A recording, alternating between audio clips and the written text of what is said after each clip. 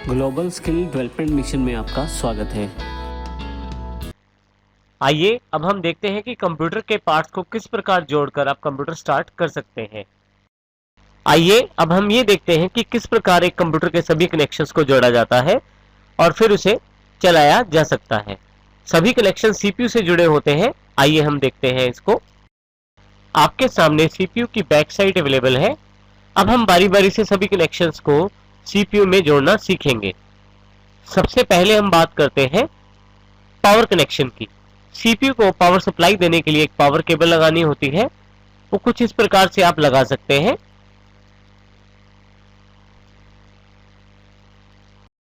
आइए अब हम कीबोर्ड और माउस को सीपीयू से कनेक्ट करते हैं।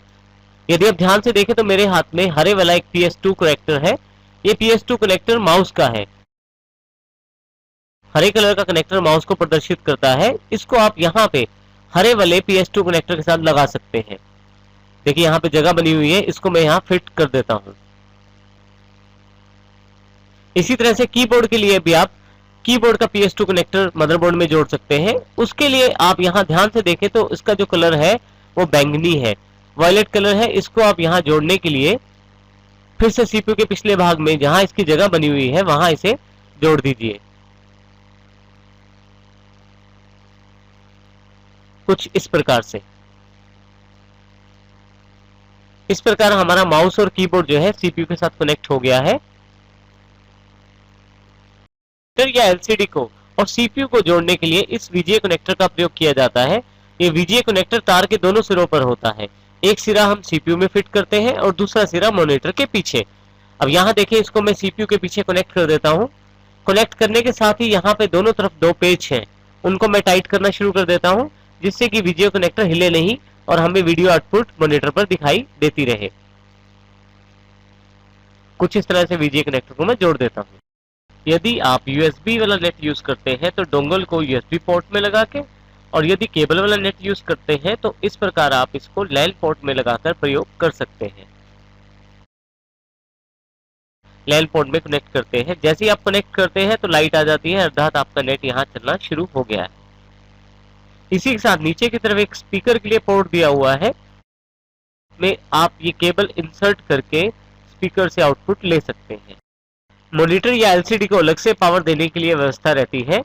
इसके लिए आप एलसीडी को उल्टा करें और यहाँ पे देखें पावर सॉकेट है और साथ ही पावर केबल भी अवेलेबल है। अब इस पावर केबल को आप इस पावर सॉकेट में लगाएं। खांचे का ध्यान रखते हुए आप इसको लगा सकते हैं, जिससे कि आपके एलसीडी को पावर मिलेगी और वो ऑन हो जाएगी। कुछ इस प्रकार से। एलसीडी के दूसरी तरफ यदि आप देखें तो यहाँ वीजीए पोर्ट दिया हुआ है।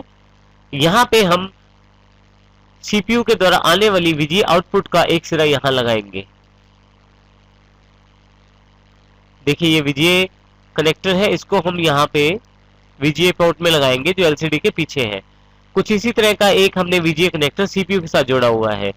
सीपीयू जो भी आउटपुट देगा वीडियो के रूप में वो सारी इस केबल के जरिए एलसीडी पर दिखाई जाएगी। अब आप सीपीयू से जुड़ी हुई पावर केबल को सॉकेट में लगाएं और उसे ऑन करें। इसी तरह से मॉनिटर या एलसीडी की पावर केबल को भी आप पावर सॉकेट में लगाकर ऑन करें। बिलेट अर्थात सीपीयू के अगले भाग में दो बटन है, स्टार्ट और रीस्टार्ट। स्टार्ट बटन को जैसे ही आप प्रेस करेंगे आपके यहाँ छोटी सी एक लाइट आ जाएगी जो ये जानकारी देगी कि आपका जो सीपीयू है वो स्टार्ट हो गया है, अर्थात आपका कंप्यूटर ऑन हो गया है। एलसीडी को ऑन करने के लिए आप आगे बने हुए बटन को प्रेस करें। जैसे ही प्रेस करेंगे लाइट आ जाएगी और आपका जो मॉनिटर है वो ऑन हो जाएगा। देखिए यहाँ पे विंडोज ऑपरेटिंग सिस्टम ऑन हो रहा है। विंडोज ऑपरेटिंग सिस्टम आपके कंप्यूटर की स्पीड के अनुसार लोड होता है।